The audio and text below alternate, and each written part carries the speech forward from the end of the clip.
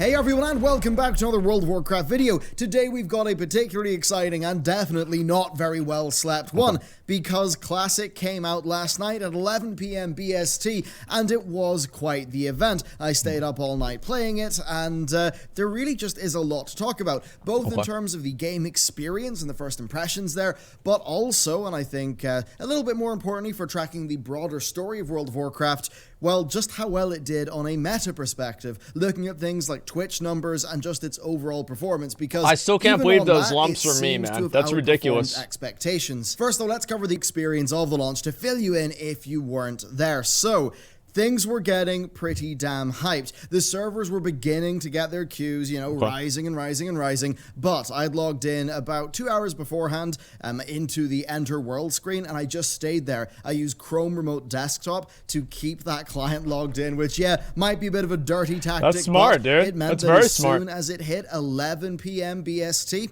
that Enter World button lit up, I hit the go button, and we were pretty much good to go. Now, it wasn't all smooth sailing. The actual login process did take quite some time indeed. That was pretty much just because the world server was struggling to come up, so we were stuck there at that loading screen. But once I did get in...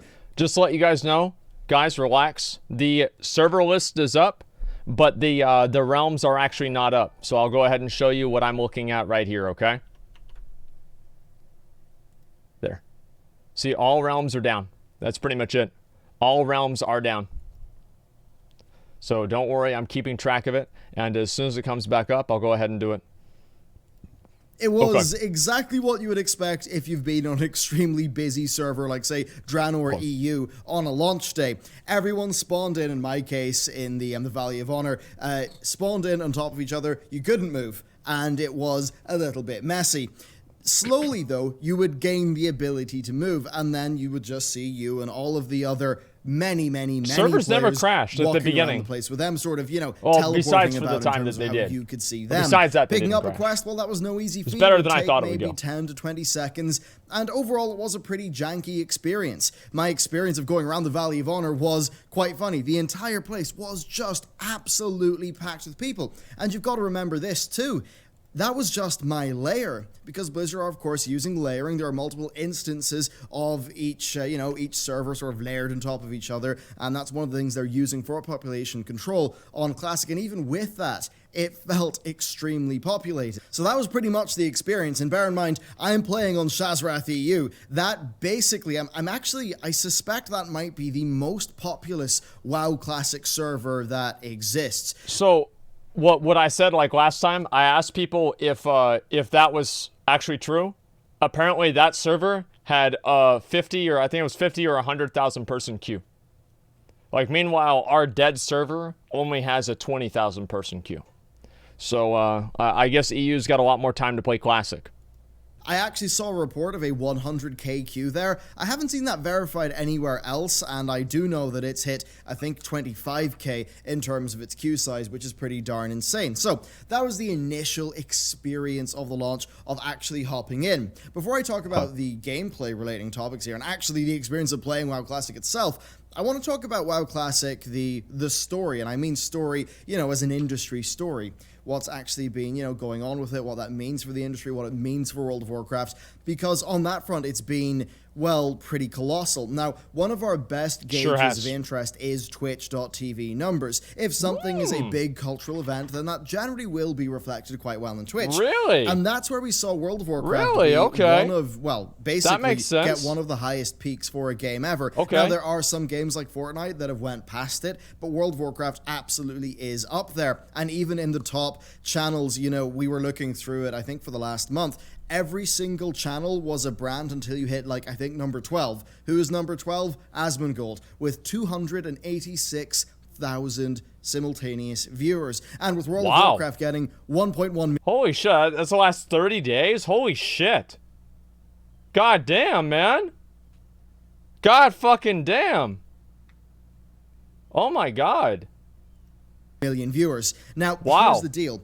In Battle for Azeroth, World of Warcraft peaked at like 580k. For Legion, streaming for World of Warcraft was a good bit smaller. It peaked at about 280k.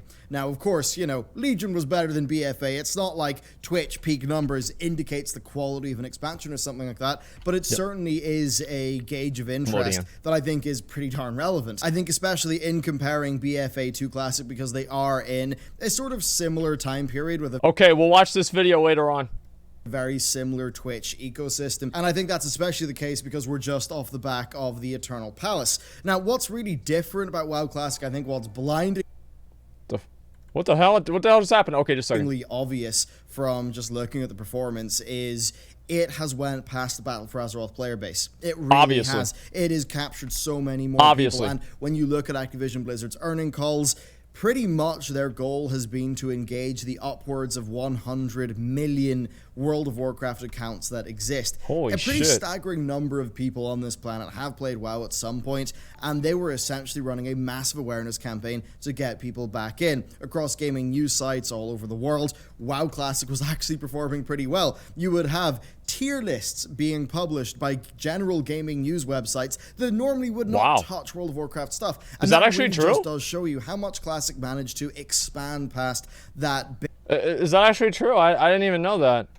Not much marketing though. Yeah, I feel like everybody is marketed Classic WoW except for Blizzard. Blizzard are the only people that are not marketing Classic WoW. Base Warcraft audience, which really is, you know, you and me, pretty much. It's really getting the people who don't watch videos like the ones that I make, who typically don't watch the, you know, the Twitch streams. It really has blown up to be that larger cultural event. Everybody fucking knows about it, man. How is this all translated to people trying to log into servers? Well, we saw averages of about 10,500 in the login queue. Shit, we saw peaks of, I think it was like 700 and something minutes. I feel like if you combined all the servers, and if each server has, everybody's saying that it's taking 15,000 15,000 people per server, you probably had more concurrent players, probably over 1 million concurrent players, at least like 700,000 concurrent players playing Classic WoW. I think that's about what it would be. No, I think I saw 1,000 and something minutes as the login queue estimate, with servers getting up to 27k. Even some of the new servers had login queues. Is that a lot? And Yeah, it's a huge that amount. Were added hours before launch. I mean, from my experience, after the initial 40 minutes of gameplay that I outlined at the top of this video, you know, Shazrath booted everybody off. I then was thrown into a 14k queue where I played Battlestar Galactica Deadlock for, 3.5, 4 hours. Well, maybe 3 hours until I actually got back, back in the queue. Overall, what this shows us, though, is that Classic has performed extremely well. And I think it always was going to perform well. I think this is probably exceeding the expectations of most, and certainly exceeding the expectations of Blizzard. I think J. Allen Brack got J. Allen whacked when he did his whole, you think you do, but you don't. And yes, he joked at him. J. Allen whacked. I mean, okay, look. Yeah, good one, dude. Good one, Bellular. I don't know. I mean, I feel like the comment that he made, it makes sense. A lot of people probably do feel that way. It's just that I think that they kind of underestimated the amount of people that don't. That's all. I don't know. I don't think it was as bad of a comment as everybody makes it out to be. It's crazy. Saying that, when Classic was announced, but certainly he's going to eat those words for a very, very long time indeed. People think they did, and as it turned out, yeah, they really did. Now, what we do need to wait and see is how long this persists after launch, and I suppose that's really what takes us into talking about the gameplay experience of WoW Classic. I think I'll round this off by just a little bit more of a broad discussion about the direction of World of Warcraft. So, my gameplay experience was fairly traditional. I decided to go with 0 add-ons or anything like that. That's right. That's right. Exactly. It was kind of funny and nostalgic. Yep. I mean, personally, the largest launch that I ever played was Wrath of the Lich King, and there was actually some direct parallels. I remember trying to kill the NPC in the Borean Tundra mines at the very start of the Alliance. Shows how out of touch J. Allen Brack is. I don't really think that's entirely true. I mean, like, he could understand. There are a lot of people. Do you think that most people in the WoW player base right now in BFA want Classic more than BFA? Like, most overall people. I'm not talking about the people on Twitch or YouTube, but if you polled every individual that's playing the game. Yes? I mean, it's hard to say. Let me say that. It is very, very hard to say. I don't think it's a simple yes or no. Questing. And you know, that was the one named NPC, everyone would go there. The game didn't have shared tapping, you need group up. So of course, rolling as a troll, I mean, you've got that Scorpid when you're level 4, you've got Zolazane, not Zolazane, you've got the troll guy in the Echo Isles, you've got, you know, so many NPCs like that where you're in that situation where you have to group up with other people. And that really is, it's quite a cool thing. And broadly what I noticed the most just going through the maybe 5-6 hours of playing, and I mean, I only hit level 9 and a bit, so it was very inefficient. A lot of that was just because, you know, you had a bit of lag. We were shitty shitty too. Of competition it's okay. for mobs. I lost a lot of time in the Echo Isles. But the one thing that really stood out to me is I grouped up far more. Just like, and this is not me grouping up with my friends or with the Stark guys who I'm going to be playing with, you know, once I, you know, hit up Vanish and get in the guild and all of that stuff. This was just randomers, right? And, you know, this... You just play with random fucking people. You make friends. You've got a like, I probably have known like 5 or 6 people that I played with in Classic already. And I remember their names better than the last 100 people that I played with in BFA. Outside of like people that I stream, that like join my stream groups. Like very, very easily. Common goal, you group up, away you go. I probably had more social interactions in the 5 or 6 hours of playing Classic over the night there than I would have had in doing your average Battle for Azeroth content. I mean, even sometimes things like doing a mythic dungeon involve just about zero communication with another person. It's almost all automated, whereas here, not really like that. Now, a lot of that is you are forced to group up with other people because, well, not forced, but, you know, the game mechanics heavily do, like, want you to do that because of, say, the shared tapping on a named mob, or just completing a quest faster, or their whole... You should be forced. Like I said this 100 times, they need to force people to do it, because if they don't force people to do it, then they're not going to take it seriously. They won't do it. They have to force people. If they're not forced, then it just won't even matter. System where I believe you do kind of get more experience whenever you kill mobs with a group. So like if I believe the way it works is like if a mob was worth 100 experience and you were a group of 2 and you both killed that mob, you get like 60 each, which would total 120. So it's actually faster to play and just to kill things quickly as a group of players. But just because of all of those things, you don't want to compete for tags. That really has just meant that, yeah, I've been spending more time with people. I've seen more natural, like, interactions happen. You know, things like, I mean, one of the coolest ones is people actually forming up lines. Now, exactly, I don't know, man. maybe this hasn't been happening in the Horde. I've seen a lot of Alliance screenshots. I think in the Horde we all just grouped up, got in a big pile on top of the, you know, where the mob would spawn, and just mashed like tab and some sort of instant ability to try to get a tag on it. But we did that too. You know, remember in Darkshore, we did the exact same thing. Queue for a rare mob. All those things which just seem to happen far more naturally with how Classic is set up. Now that said, it also is the case that people know that about Classic. They now, you know, they know that now more than ever, that that is the more optimal way to play Classic. I think also the more fun way to play Classic, but it certainly is something that, well, is very nice. It's very satisfying, and yeah, I found that to be just one of the really stronger parts of playing Classic.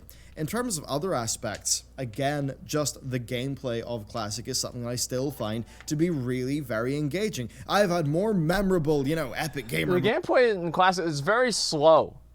Like, it's very, very slow. It's like, what I hate about it is, like, as a warrior, if I aggro something, I know that I'm gonna die. But I'm not gonna die right now. I'm gonna die, like, 35 seconds from now. And so you just have to either wait it out or try to run away. And you know if you run away, you're going to die 40 seconds from now because they're going to daze you and they're going to get you. So it's just that it's good, but that's also so fucking frustrating. I'll say that for sure. It's so fucking frustrating.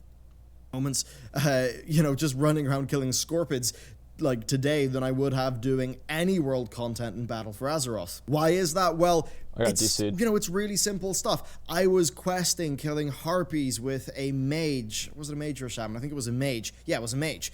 And just because of the harpies like spawning in on top of us, we had some really, really tight calls. You know, I'd kill a mob, I'd go loot it, then another one would spawn on top of me, we get caught out by surprise, I'd concussive shot, they, you know, freeze it, and all of that stuff. Just we're safe. We're safe. We're good, guys. We're good. It's so much more easy for you to die because you have a more limited toolkit.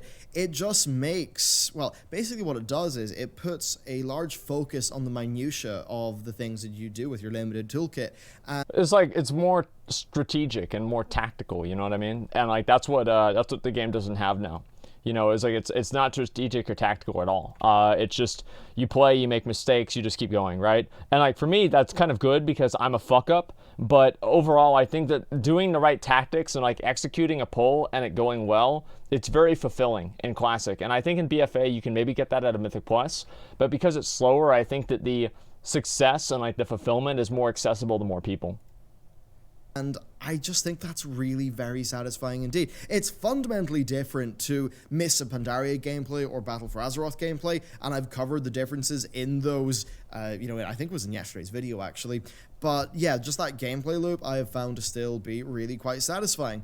Just quests, completing them, it feels more meaningful. And I suppose it's like when I'm playing a lot of the BFA stuff, everything is so smooth and fast and streamlined that you kind of just feel like you're going on a treadmill and maybe you'll get some progress. Kind of feel like you're going on a treadmill? Whereas like you're on one. This, and look, this is something that could totally wear off. It did feel like I was actually progressing. It was slow, but I was actually progressing, and it made a lot of that content, actually just feel more meaningful to do. Now, that said, there still are some of those frustrating quirks left over, absolutely. Things like, say, the crab people that you need to get the eyes off near Echo Isles and them having a really low drop rate. Yeah, that stuff is kind of a little bit frustrating sometimes. I've been able... Molcano, are you heading over to SM? Yes, dude. Just making sure, okay? You don't have to get upset. I'm just asking a question. We'll deal with it just fine. I can totally see why for a lot of people that would be a massive fundamental turnoff, but it's not been a big issue for me. And really for me, I've just enjoyed going through the zones, grouping up with other people, knocking out content, playing as a team, and just really doing that. It's kind of funny, like if I'm paired up with a priest, I really feel the difference of being paired up with a priest as a hunter. Same goes for a warrior, same goes as a mage. That's definitely something that's quite satisfying with the differences in the class toolkits so far. And I think it's less the class toolkits and it's more that you kind of have to use them. Like, I regularly find myself kiting mobs around the place as a natural result of the hunter mechanics when I have no pet. It's not like in BFA where, yeah, I stand there, I've got no dead zone, so I just destroy everything and I'll pretty much always win. Nope. I think that all those little limitations that classes had in Classic made it a little bit more... It made you have to like play your class more, and because each class had these different limitations like dead zones and mana restrictions and needing to feed your pet and like all of this, I mean, let's be honest, all of this bullshit that you had to deal with, I think that this is something really bad. I don't even want to say this. I don't want to say this, but I'm going to say it. I think that the bullshit mechanics the classes had gave them class identity. It's like, in a way, your class identity is what fucking annoys you about this class versus the other one. It's like, oh, I don't have seeds for my druid to cast Rebirth. That's annoying, but it also gives class identity. Here, I do have a dead zone, and, ideally I want a concussive shot, I want to kite a bit, maybe I could be thinking about stutter stepping with my swing timer, for, like, my bow. So I suppose that's all just came together really just like a treat for me. It's been really good. And then there are some other things which I think are just benefiting from it feeling like a fresh slate. So doing your crafting professions or your gathering professions, yeah, because Classic feels like a little bit more of a sandbox and a fresh slate, that stuff is just inherently quite satisfying. But I suppose that could be said for a lot of the, the BFA stuff with professions as well, whenever you get a profession reset in any expansion. Although that said, I would say that I think the sandboxy elements and just some of the economy of Classic could be more complex and interesting than the BFA stuff. So if it's sandbox, people actually get something out of it, right? Because like if you're playing in a sandbox, if you make a castle in a sandbox, think about it like this, it's like you made that castle. But if you make a castle, if you go to Toys R Us and you buy a castle, it doesn't feel as good. I don't know, to me, I guess, like, the idea of being able to make it for yourself and, like, do things like that and get the fulfillment out of actually completing the content yourself rather than having the game create win scenarios for you. If you create your own win scenario, I think that's more fulfilling in general. I'm actually, one of the things I'm the most interested to do in Classic is play the economy. I think that would be, well, for me anyway. It's not really for me. I'm not a big economy guy, honestly. Of playing the game. But yeah, that's pretty much my thoughts from playing Classic in a realistic environment where it's, you know, my character that I care about, that I will be continuing on. The thing I'd like to just sort of end this on is this has clearly been a massive event. We need to see how, like, you know, how big it will be over time, but look, at like 5 in the morning here, maybe 6 in the morning, and like, sure, it was a launch day, it's a very big day, but there usually would be a large Twitch dip there, and that 1.1 million, like, that was a spike, that was not Of course sustained. It's not going to stay at 1.1 million. That wasn't sustained is, and I mean, it was kind of funny to watch. It was like, wow, look at Asmongold go. Oh dear, he got disconnected, and now he's in a 17,000 queue, and he's went to sleep. What's that? Esfand, oh, he got disconnected. He's in a massive queue. Now he's went to Walmart to get a blow-up bed so he can sleep beside his computer. Turns out, you know, I think a lot of the viewership draw people kind of got by just the servers going down and things like that over in the US, which would have hit the Twitch numbers. But then just also the fundamentals, it was still getting like 450k, 550k, 600k. Like, in a not very opportune time for viewership, where you're basically just streaming to Californians, the East Coast people of, or, you know, like, well, don't forget the Europeans. There's a lot of Europeans there too. And, you know, the middle of the Pacific, and it's like half my viewers. People, it's super early in the morning.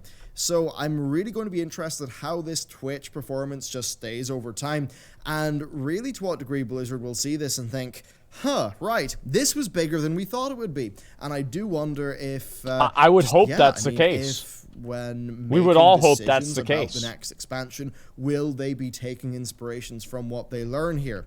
Less just directly copying things from Classic into the modern game. I think that would be the wrong decision. I don't think that's the way it should be done. Things should be made for the natural game, or for the live game that are... He's right. It's not like they should make everything in Classic just the same way that it used to be. Everything in BFA the same way it used to be in Classic. I agree. But they need to use Classic as inspiration, and those are two different things. I agree with them on that. Are like natural for it, but you know, you can use Classic and what works about Classic as a design inspiration. Yep. And I wonder if Classic does do so much better than they assumed it would. If that is the case, you know, if we will see that be reflected in the live game, and if so, I wonder what those differences would be. It's certainly something I'd love to hear your take on. But overall, that's where I'm at. I am extremely underslept, so I need to get this video thrown together and then probably get some sleep. Really? Let me know what you thought about Classic, though. Have you been playing it? Have you been watching it? I'd love to hear your thoughts, so let me know down below. And with that, thank you very much for watching this video, and I will see you next time. Okay. Okay. All right. So... obviously, I think he's talking about what everybody was expecting them to talk about. Everybody fucking agrees with this. Let me go ahead and read some of these real quick.